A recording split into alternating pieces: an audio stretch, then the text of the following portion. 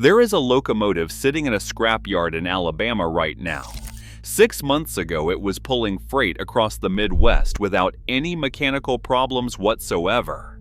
By the end of next week, it will be cut into pieces and melted down into steel because the railroad that owned it decided that destroying a perfectly functional machine was more profitable than keeping it running or selling it to someone who actually wanted to use it. The locomotive in question is probably something like an SD-44 or 2, which is a type of engine that railroads have been running since the 1970s, and that mechanics all over the country know how to maintain and repair with their eyes closed. These long-lived units were built to last 40 or 50 years with regular overhauls, and many of them are still running today on short lines and regional railroads that are happy to buy them secondhand and put them back to reliable service. But the Class 1 railroads, the big companies like Union Pacific, Norfolk Southern, and BNSF, have been sending these locomotives to the scrapyard by the hundreds, even though there is an active market of buyers who would pay good money to keep them in service. The reason this is happening has everything to do with how railroads account for their equipment on their books, and almost nothing to do with whether the locomotives can actually do the job they were built to do.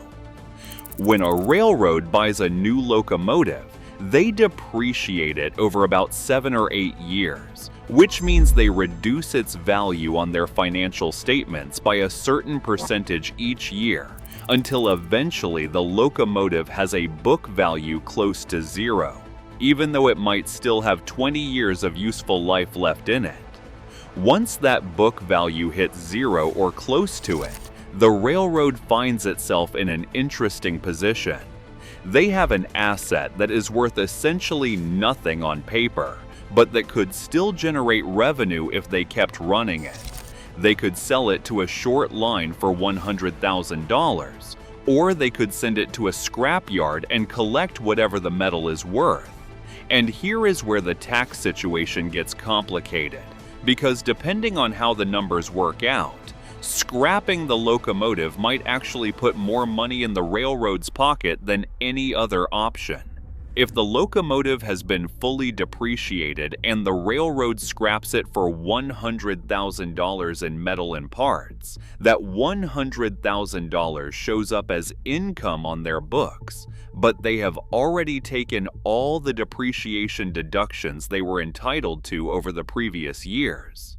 On the other hand, if the locomotive still has some book value remaining and the scrap value is lower than that book value, the railroad can claim a loss on the disposal, which reduces their taxable income. Either way, the railroad gets to eliminate the ongoing costs of maintaining, insuring, and storing a locomotive that they have decided they no longer want to operate. What really accelerated this whole situation was a management philosophy called precision scheduled railroading, known as PSR, which was pioneered by a railroad executive named Hunter Harrison. He figured out that Wall Street would reward railroads for reducing their operating ratio, the percentage of revenue that gets eaten up by expenses. The quickest way to reduce that ratio is to cut costs, and the quickest way to cut cost is to get rid of assets and the workers who maintain them, even if those assets are still perfectly capable of doing their jobs. Canadian Pacific reduced its locomotive fleet by more than 700 units in just 3 years under Harrison's leadership. That was more than 40% of their entire fleet.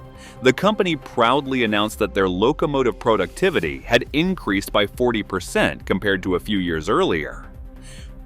What they did not mention was that they achieved this productivity increase by getting rid of locomotives that were still working fine, and by laying off the mechanics and shop workers who used to keep them running. Norfolk Southern announced in 2019 that they planned to idle 500 locomotives by 2021. Union Pacific closed engine shops in Wisconsin, Oregon, Texas, Nebraska, and Arkansas. Somewhere north of 20,000 railroad workers across the industry lost their jobs as the big railroads raced to see who could cut the deepest and impress Wall Street the most. The locomotives that used to keep those workers employed did not suddenly break down or become obsolete. They were simply declared surplus because the railroads decided to run fewer trains with longer consists and squeeze every last dollar out of the equipment they kept running. The accounting rules actually encourage this kind of behavior. Locomotives can sit in storage for up to 2 years before the railroad has to make a decision about what to do with them. And during that time, they remain on the books as assets even though they are not generating any revenue. Once that 2-year window closes, the railroad either has to sell them or scrap them. And for reasons that have more to do with corporate strategy than mechanical necessity, many of those locomotives end up going to the torch rather than finding new homes on short lines that would be happy to have them. Between 2001 and 2003, the Class I railroads put somewhere between 4,000 and 5,000 locomotives into storage when traffic dropped during the economic slowdown of those years. When the economy picked up again, you might think they would have pulled those units out of storage and put them back to work. Instead, they ordered brand new locomotives and sent the stored units to be scrapped. Partly this was because new locomotives came with fresh depreciation schedules that could be written off against their taxes. Partly it was because the railroads did not want to maintain older equipment when shiny new units were available. There are short-line railroads all over the country that would love to get their hands on these locomotives. A good used SD42 or GP38 can sell for $50,000 to $200,000, depending on condition. For a small railroad operating on tight margins, that kind of equipment represents a tremendous value compared to the millions of dollars that a new locomotive would cost. But the Class I railroads often prefer to scrap these units rather than sell them. Partly, they do not want to deal with the paperwork and negotiations involved in arranging sales. Partly, selling locomotives to potential competitors, even small ones, is not something that corporate strategy departments tend to encourage. The irony of all this became painfully clear in 2022, when the Surface Transportation Board held emergency hearings about the state of freight rail service in America. Shippers testified that rates had gone up, while service had gotten worse. One congressman observed that it seemed like hedge fund managers were writing the rules for American railroads. The railroads had spent years cutting their workforces, scrapping their locomotives, and closing their repair shops.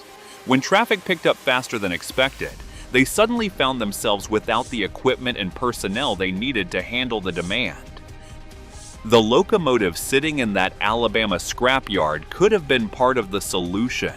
It could have been pulling freight across the country right now, keeping the supply chain moving and providing work for the mechanics who used to maintain it. Instead, it will be cut into pieces because the numbers on a spreadsheet said that was the most profitable thing to do with it. That is where we are in American railroading in 2026, where working locomotives get sent to the scrapyard because Wall Street rewards asset reduction, where tax rules make destruction more attractive than preservation, and where the long-term health of the freight network takes a back seat to the quarterly earnings report.